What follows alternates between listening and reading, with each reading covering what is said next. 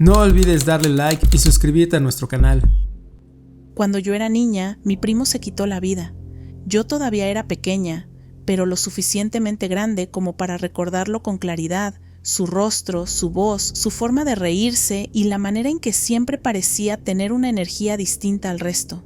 Su muerte fue un golpe durísimo para toda la familia, una de esas heridas que nunca terminan de cerrar del todo, aunque con el paso de los años la vida siguió su curso. Su ausencia siempre estuvo ahí, flotando en cada reunión familiar, en cada recuerdo que alguien mencionaba sin darse cuenta. Pasaron cerca de 10 años desde su muerte, y aunque ya no hablábamos de él con tanta frecuencia, seguía apareciendo en mi mente de vez en cuando, no como un recuerdo constante, sino como una presencia silenciosa que de vez en cuando se hacía notar. Hasta que una noche tuve un sueño que jamás he podido olvidar. En ese sueño estaba en el patio trasero de mi casa. Todo se veía exactamente como en la vida real. El pasto, los árboles, la cerca, incluso la luz tenue de la luna iluminando el lugar. Pero había algo distinto. En medio del patio estaba mi primo. No estaba sonriendo, no estaba tranquilo, no estaba como yo lo recordaba. Estaba sentado en el suelo, encogido, llorando desconsoladamente. No era un llanto silencioso, era un llanto profundo, desesperado, de esos que salen desde el fondo del alma. Yo me acerqué a él con el corazón apretado, sin entender por qué estaba ahí ni por qué se veía tan destrozado. Me arrodillé frente a él y traté de preguntarle qué pasaba, qué era lo que le dolía, por qué estaba tan triste. Le hablaba, le tocaba el hombro, intentaba que me mirara, pero él no me respondía, solo seguía llorando, como si estuviera atrapado en su propio sufrimiento y no pudiera escucharme. La sensación era horrible, sentía una angustia real, como si aquello no fuera un sueño, sino una escena verdadera. Había una tristeza tan pesada en el ambiente que me costaba respirar. Y entonces, de pronto, desperté. Me desperté con el corazón acelerado, la garganta apretada y una sensación de incomodidad que no sabía explicar. Todavía estaba procesando el sueño cuando escuché algo que me heló la sangre. El teléfono de la casa estaba sonando. Era de madrugada, de esas horas en las que nadie llama a menos que haya pasado algo muy grave. Me levanté de la cama con el estómago hecho un nudo y caminé por el pasillo en silencio. Escuché a mi papá contestar el teléfono en la sala y su voz cambió casi de inmediato. Pasó de estar medio dormido a completamente alerta. No podía escuchar lo que decía la otra persona, pero sí podía sentir que algo muy malo estaba ocurriendo. Después de unos minutos, colgó. Su rostro estaba pálido. Me miró y me dijo que había llamado a mi abuelo. La razón de la llamada era que su hermana, la mamá de mi primo, había muerto esa misma noche de un ataque al corazón. En ese momento sentí que el cuerpo se me iba hacia atrás. Todo encajó de una forma demasiado perfecta. Mi primo llorando en mi patio, su dolor, su desesperación, su silencio, y luego la llamada, la noticia, la muerte de su mamá. No podía dejar de pensar en el sueño, no podía dejar de preguntarme si había sido una coincidencia o si de alguna manera él había venido a despedirse, a avisar, a expresar el dolor que no pudo mostrar en vida. Me invadió una sensación extraña, una mezcla de tristeza, miedo y una especie de conexión que no sabía cómo explicar. Con el paso de los días, traté de convencerme de que solo había sido un sueño producto del subconsciente, que tal vez mi mente había unido recuerdos, emociones y miedos para crear una historia que después coincidió con una tragedia real.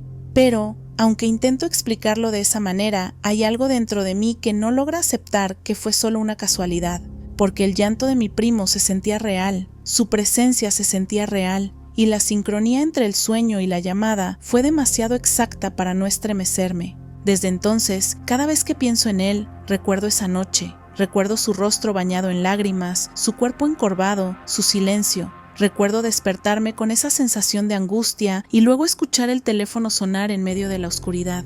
Recuerdo la voz de mi papá dándome la noticia. Y todavía, años después, me sigue dando escalofríos. No sé si fue una despedida, no sé si fue una advertencia, no sé si fue solo una coincidencia cruel.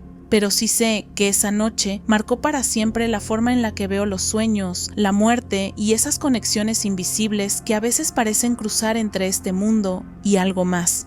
Hay experiencias que no se pueden explicar con lógica. Hay momentos que se quedan grabados en el alma y hay recuerdos que, aunque pasen los años, siguen apareciendo en la oscuridad de la noche, justo cuando crees que ya todo está en calma.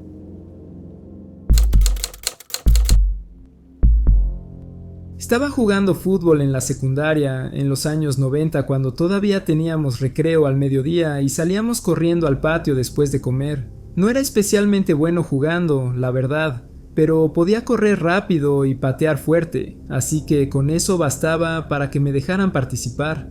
Era uno de esos partidos improvisados, con porterías armadas, con mochilas y chamarras, gritos por todos lados, y esa energía que solo se tiene cuando eres niño y no te importa nada más que meter un gol. Recuerdo perfectamente el momento en que pasó. Estaba cerca de la portería, tal vez a unos 2 metros de distancia, cuando el balón me llegó rebotando y no lo pensé mucho. Le pegué con toda la fuerza que tenía directo al arco. Fue un disparo seco, fuerte, de esos que sientes hasta en la pierna. En ese instante levanté la vista para ver si entraba y fue entonces cuando todo cambió. El balón empezó a moverse en cámara lenta, pero no como una forma de decir, sino de verdad. Literalmente se movía como si alguien hubiera bajado la velocidad del mundo entero. La pelota avanzaba hacia la portería girando despacio en el aire, y podía ver cada detalle, cada giro, cada sombra proyectándose sobre el pasto. Frente a mí, mi amigo Charles, que estaba de portero, saltó para intentar atajarla, pero también se movía en cámara lenta. Su cuerpo quedó suspendido en el aire, como si alguien hubiera apretado pausa. Sus brazos se estiraban lentamente, su cara tenía una expresión congelada de concentración, y su camiseta ondeaba como si el viento también hubiera perdido velocidad. Tardé unos segundos en darme cuenta de que nada de eso era normal. Todo iba demasiado lento, como si estuviéramos dentro de una película. Entonces giré la cabeza y miré al chico que estaba a mi lado, queriendo saber si solo yo estaba viendo eso o si algo realmente raro estaba pasando. Antes de que yo pudiera decir algo, él abrió la boca y dijo que todo se estaba moviendo en cámara lenta. Lo miré con los ojos abiertos como platos y le pregunté si él también lo veía, y asintió con la cabeza, igual de confundido que yo. Volví a mirar hacia la portería y Charles apenas estaba tocando el balón con la punta de los dedos, empujándolo lentamente hacia un lado. Parecía una escena congelada en el tiempo. Y entonces, de golpe, como si alguien hubiera soltado un resorte invisible, todo volvió a la normalidad. El tiempo se aceleró otra vez. Charles cayó con fuerza al suelo, el balón salió disparado fuera de la portería, la gente gritó y el partido continuó como si nada hubiera pasado. Yo me quedé parado unos segundos tratando de entender qué acababa de ocurrir. En cuestión de nada, 3 o 4 chicos más corrieron hacia nosotros diciendo exactamente lo mismo, que todo había ido en cámara lenta, que vieron a Charles flotando en el aire, que el balón parecía suspendido y que por un momento el mundo entero se había detenido. Con el paso de los años he tratado de explicarlo de 1000 maneras. Sé que la mente puede jugar trucos, que en situaciones de adrenalina el cerebro puede alterar la percepción del tiempo, y que hay momentos en los que sentimos que todo se ralentiza. Lo entiendo y lo acepto, y estoy seguro de que existe una explicación científica, pero hay algo que todavía me da escalofríos. El chico de al lado y yo tuvimos una conversación completa mientras el balón recorría apenas 2 metros. Nos dio tiempo de mirarnos, a hablar, responder, a sentir y volver a mirar al frente, y aún así Charles seguía apenas tocando el balón. Un balón pateado con fuerza recorre 2 metros en una fracción de segundo. No te da tiempo de decir 2 frases completas, no te da tiempo de reaccionar, no te da tiempo de pensar. Y sin embargo, ahí estábamos, hablando tranquilamente mientras el balón flotaba en el aire. No fue solo una sensación ni un me pareció. Éramos varios viéndolo, varios sintiéndolo, varios viviendo exactamente el mismo instante. Hasta hoy no sé si entramos en una especie de burbuja de tiempo, si nuestra mente sincronizó una ilusión colectiva o si por un segundo el mundo decidió bajar la velocidad para que pudiéramos notarlo.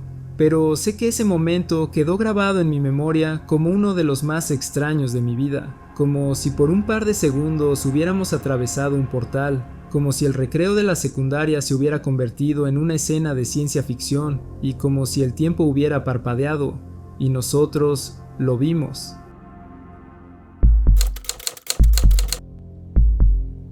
Cuando tenía alrededor de 14 años, viví una experiencia que, aunque en ese momento no supe cómo explicar, se quedó grabada en mi memoria con una claridad inquietante. Recuerdo perfectamente estar de pie frente a la ventana de mi habitación, mirando hacia el patio lateral de nuestra casa, cuando de pronto vi algo que no tenía ningún sentido. En lugar de ver el jardín como siempre, vi una carretera de verdad, con autos circulando por ella como si ese espacio jamás hubiera sido un patio. Lo más extraño no era solo ver autos donde no debería haberlos, sino el tipo de autos que aparecieron ante mis ojos. Eran vehículos antiguos, de esos que solo había visto en películas viejas o en fotografías antiguas, con carrocerías grandes, líneas redondeadas y un estilo claramente de los años 40.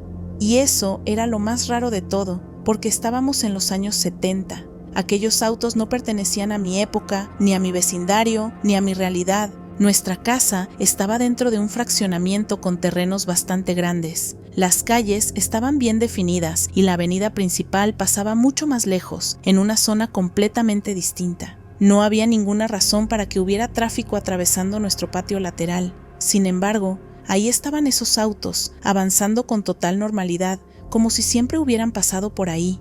Me asusté muchísimo. Sentí ese miedo infantil que te recorre el cuerpo de golpe, cuando algo no encaja y no sabes si estás en peligro o si simplemente estás viendo algo que no deberías. Salí corriendo de mi habitación y fui directo con mi mamá y mi hermana mayor para contarles lo que acababa de ver. Les expliqué que había autos pasando por el patio, que no parecía nuestro jardín, que parecía una carretera. Ellas, como era de esperarse, no me creyeron. Me dijeron que seguramente estaba soñando, que tal vez me había imaginado todo, que los niños suelen inventar cosas. Yo no supe cómo defenderme. Solo sabía lo que había visto, pero no tenía forma de demostrarlo. Con el tiempo, dejé de insistir. Mi hermana, de vez en cuando, se burlaba de mí por esa historia y la sacaba en las reuniones familiares como una anécdota graciosa. Pero para mí no era gracioso.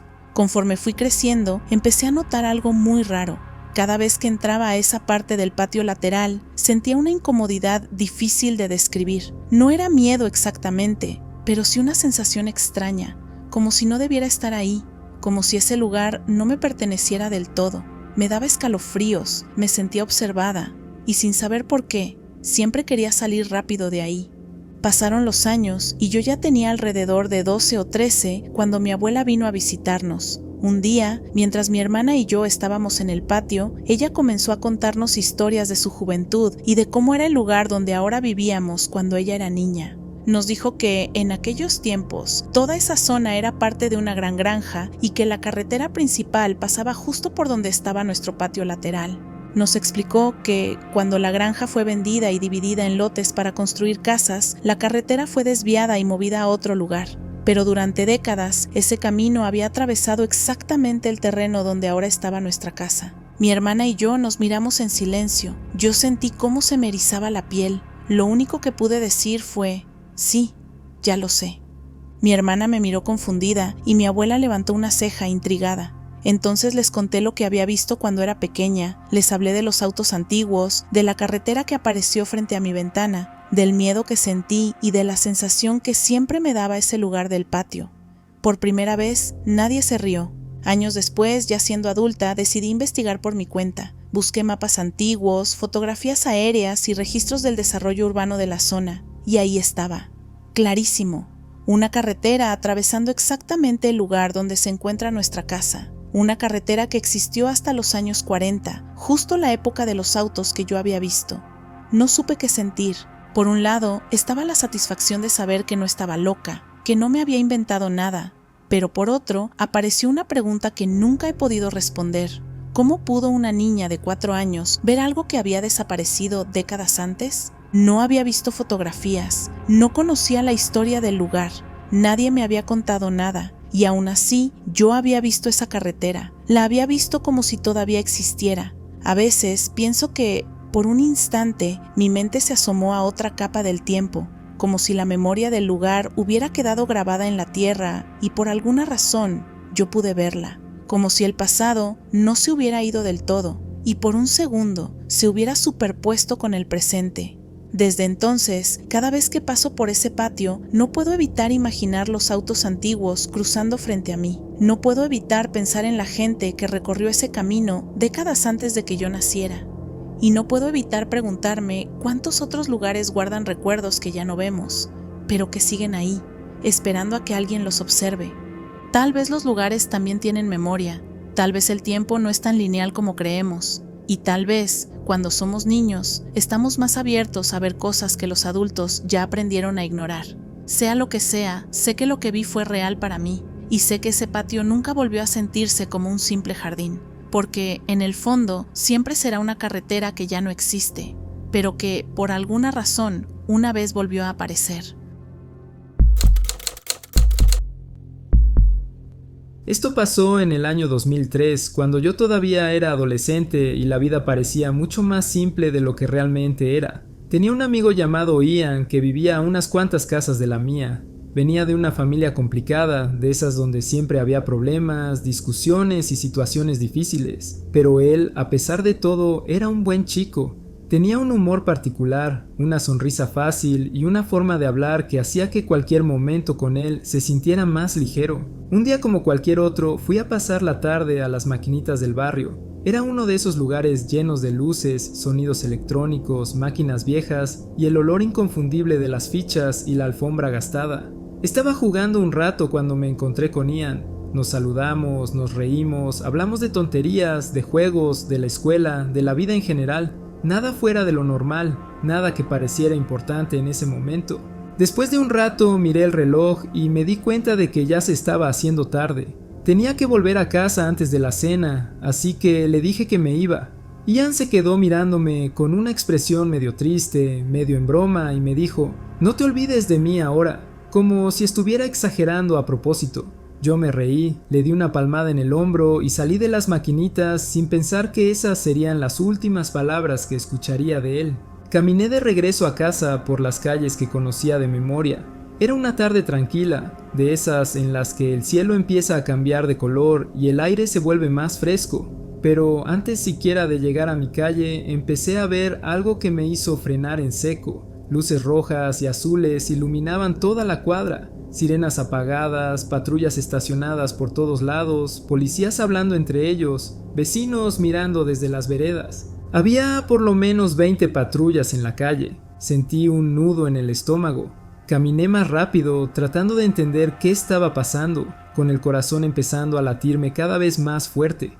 Cuando me acerqué, vi gente conocida, vecinos, compañeros de escuela, todos con la misma expresión de shock y preocupación. Entonces escuché lo que había pasado. Ian había cruzado la calle corriendo sin mirar y un auto lo había atropellado. Todo había ocurrido en cuestión de segundos. No tuvo tiempo de reaccionar, no tuvo tiempo de nada. Sentí que el mundo se me venía encima. No recuerdo exactamente cómo llegué a sentarme en el pasto del jardín de un vecino, pero ahí estaba, llorando desconsoladamente, sin poder parar. Lloraba como nunca antes en mi vida. Lloraba por la rabia, por la injusticia, por lo rápido que se puede ir alguien, por lo absurdo que era que una vida se apagara así, de golpe, sin aviso. Durante los días siguientes, la escuela se llenó de psicólogos y consejeros de duelo. Nos reunieron a varios compañeros para hablar de lo ocurrido, para ayudarnos a procesar la pérdida. En una de esas sesiones mencioné que yo había hablado con Ian apenas unas horas antes en las maquinitas, que habíamos estado riendo, bromeando, pasando el rato como siempre. Uno de los consejeros me dijo que probablemente mi mente estaba creando ese recuerdo para ayudarme a lidiar con el dolor, que era común inventar conversaciones después de una tragedia como mecanismo de defensa, que tal vez yo solo estaba reconstruyendo una despedida que no había ocurrido. Pero yo sé lo que viví, sé que estuve con él, sé que me dijo que no me olvidara de él. No fue una ilusión, no fue un recuerdo falso, no fue una construcción de mi mente para sentirme mejor, fue real, tan real como las luces de las patrullas, como el sonido de la gente llorando, como la sensación de estar sentado en ese jardín con el pecho apretado. A veces pienso en esa frase que me dijo, en ese "no te olvides de mí ahora", y me recorre un escalofrío. No sé si fue una broma inocente o una despedida sin saberlo. No sé si el universo quiso regalarme ese último momento con él o si simplemente fue una coincidencia cruel. Lo que sí sé es que desde ese día entendí que nunca sabes cuándo va a ser la última vez que ves a alguien. Nunca sabes cuándo una conversación casual se convierte en un recuerdo eterno. Nunca sabes cuándo un "nos vemos luego" se transforma en un adiós definitivo. Ian era solo un chico con una vida complicada, un amigo con el que compartí risas en un arcade, alguien que me pidió en broma que no me olvidara de él, y no lo he hecho. Han pasado muchos años desde entonces, pero todavía recuerdo su voz, su cara, su forma de reírse y esa tarde en la que nada parecía importante, hasta que todo lo fue. A veces, cuando paso frente a las maquinitas, no puedo evitar mirar hacia adentro y pensar que quizá en algún rincón del tiempo, Ian sigue ahí, esperando otra partida, otra risa, otra conversación que nunca llegamos a tener. Hace muchos años, mi mamá me contó una historia que siempre se quedó grabada en mi corazón. No era una anécdota cualquiera ni un recuerdo bonito de su juventud, era algo mucho más profundo. Algo que, según ella, marcó su vida para siempre. Cuando era joven, atravesó una enfermedad muy grave, tan grave que estuvo a punto de morir. En esos días estuvo internada en el hospital, muy débil, con el cuerpo agotado y el alma cansada de luchar. Fue durante una de esas noches, cuando su estado era más delicado, que vivió una experiencia que nunca pudo olvidar. Ella decía que, de pronto, dejó de sentir el peso de su cuerpo. Ya no sentía dolor, ni miedo, ni cansancio. Solo una paz inmensa, tan profunda que no se parecía a nada que hubiera sentido antes. Me contaba que se vio a sí misma elevándose lentamente, como si algo la levantara con suavidad, envuelta en una luz blanca y brillante que no lastimaba la vista, sino que transmitía calma, amor y tranquilidad. Mientras ascendía, comenzó a ver un paisaje imposible de describir con palabras humanas. Decía que parecía estar entrando en un cielo inmenso formado por nubes suaves, como algodón, que se extendían hasta donde alcanzaba la vista. Entre esas nubes había una espiral enorme de personas, como si estuvieran formando un camino hacia algo más grande. No eran sombras ni siluetas, eran personas reales, con rostros, con expresiones, con emociones. Familias completas que, según ella, ya habían fallecido y estaban ahí esperando con amor, esperando con paciencia, esperando a quienes llegaban por primera vez. Mi mamá decía que no sentía miedo en absoluto. Al contrario, sentía una emoción profunda, como si por fin estuviera llegando a casa después de un viaje larguísimo. Se sentía comprendida, aceptada, amada, como si todo el sufrimiento de su vida hubiera valido la pena solo por ese momento. Entre todas esas personas hubo una mujer que llamó su atención. No sabía quién era. Nunca la había visto antes, pero en cuanto sus miradas se cruzaron, mi mamá sintió que esa mujer la reconocía. La observó con ternura, con una sonrisa suave y una mirada llena de compasión. Entonces se acercó y le dijo con una voz dulce y tranquila: «No, tú todavía no». En ese instante, mi mamá sintió una fuerza que la jalaba hacia abajo, como si algo la estuviera regresando a su cuerpo. La luz comenzó a desvanecerse, el cielo se alejó, las nubes se hicieron borrosas y de pronto abrió los ojos llorando en la cama del hospital. Despertó con el corazón apretado, con una tristeza profunda, porque sentía que había estado a punto de quedarse en ese lugar tan lleno de paz y que todavía no era su momento. Ella me contaba esta historia con los ojos brillosos, con una mezcla de nostalgia y gratitud. Nostalgia por ese lugar al que sentía que pertenecía y gratitud por haber tenido la oportunidad de regresar, de seguir viviendo, de ver crecer a sus hijos, de abrazar a sus nietos y de compartir su amor con todos nosotros. Durante muchos años pensé en ese relato como una experiencia cercana a la muerte, como una de esas historias que escuchas y no sabes si creer del todo, pero que te hacen reflexionar. Sin embargo, mi mamá siempre hablaba de ello con tanta convicción, con tanta certeza, que era imposible dudar de que, para ella, había sido completamente real. En 2024, mi mamá falleció en casa, rodeada de su familia, tomada de las manos de las personas que más la amaban. Se fue en paz, sin dolor, con una serenidad que nos sorprendió a todos, y aunque su partida fue uno de los momentos más duros de mi vida, hay algo que me da consuelo. Me gusta pensar que aquella mujer que le dijo «todavía no», finalmente la estaba esperando. Me gusta imaginar que volvió a ver ese cielo de nubes, esa luz brillante y esa espiral de personas que la recibieron con los brazos abiertos. Me gusta creer que, esta vez, nadie le dijo que aún no era su momento, porque ahora sí lo era.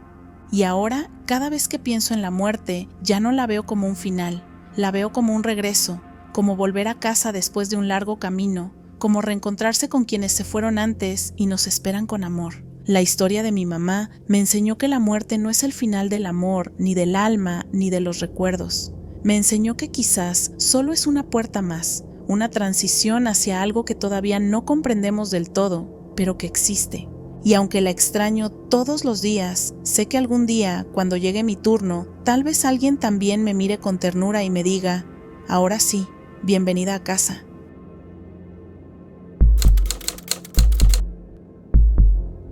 Cuando éramos niños, mi hermano menor y yo solíamos quedarnos solos en casa después de la escuela hasta que nuestros papás regresaban del trabajo, casi siempre alrededor de las 8 de la noche. Era una rutina normal para nosotros. Llegábamos, dejábamos las mochilas, comíamos algo y nos poníamos a ver caricaturas mientras esperábamos. Ya estábamos acostumbrados a esa dinámica y nunca había pasado nada fuera de lo común, hasta ese día. Aquella tarde habíamos salido más temprano porque habíamos terminado un examen de medio semestre. Volvimos a casa con hambre y nos encontramos con la comida ya lista en la cocina. Nos servimos en platos de metal, como siempre, y caminamos hacia la sala para comer mientras veíamos un capítulo de Doraemon. Mi hermano se sentó en el sillón que estaba pegado a la pared, justo frente al televisor, y yo me senté en el piso, en medio de la sala, justo debajo de la lámpara de araña que colgaba del techo. Estábamos comiendo tranquilos, completamente concentrados en la caricatura, riéndonos de los personajes y comentando las escenas, cuando de pronto, sin ninguna razón aparente, sentí una necesidad extraña de mirar hacia arriba. No fue un pensamiento consciente ni una distracción, fue como un impulso automático, como si algo dentro de mí me hubiera obligado a levantar la vista, y entonces lo vi. La lámpara de araña no estaba sujeta al techo. No colgaba de ningún cable ni estaba sostenida por nada, simplemente estaba ahí, suspendida en el aire, como si hubiera quedado flotando por una fracción de segundo. Apenas tuve tiempo de procesar lo que estaba viendo cuando mi cuerpo reaccionó por su cuenta. Mis piernas se descruzaron solas, me impulsaron hacia arriba y salí corriendo hacia el otro extremo de la sala a una velocidad que nunca había experimentado antes. Fue tan rápido que ni siquiera recuerdo haber pensado en correr, simplemente pasó. En el instante en que me aparté, la lámpara cayó con un estruendo seco y brutal. Las esferas de cristal golpearon el piso de mármol y se hicieron pedazos. El sonido fue ensordecedor. Fragmentos de vidrio salieron disparados por toda la sala. El plato de metal que había dejado en el suelo quedó abollado, lleno de marcas profundas, y el piso se llenó de esquirlas brillantes que reflejaban la luz del televisor. Yo estaba de pie al otro lado de la habitación, completamente ileso, sin un solo rasguño. Mi hermano, que había visto todo desde el sillón, se quedó completamente paralizado. Me miraba con los ojos abiertos como platos, sin poder entender lo que acababa de pasar. Me dijo que no había notado nada raro con la lámpara, que no vio que estuviera suelta ni que estaba a punto de caer. Lo único que vio fue que, de repente, yo salí disparado como si alguien me hubiera empujado. Me dijo que jamás había visto a nadie correr tan rápido, que fue irreal. Yo estaba en shock.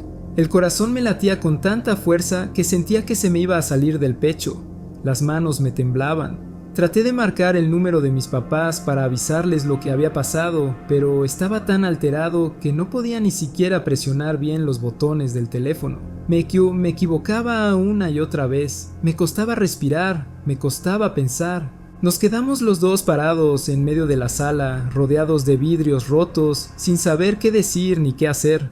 Con el paso de los minutos, la adrenalina empezó a bajar, pero la sensación de irrealidad no se iba. Miraba el lugar donde había estado sentado segundos antes y no podía dejar de imaginar qué habría pasado si no hubiera levantado la vista, si no me hubiera movido, si no hubiera reaccionado de esa forma tan absurda e instintiva. La lámpara era pesada, muy pesada. Si me hubiera caído encima, no estaría contando esta historia. Cuando mis papás llegaron, se quedaron en silencio al ver el desastre. Revisaron la lámpara, el techo, los cables, buscando una explicación. Dijeron que probablemente se había soltado con el tiempo, que algún tornillo estaba flojo, que fue un accidente.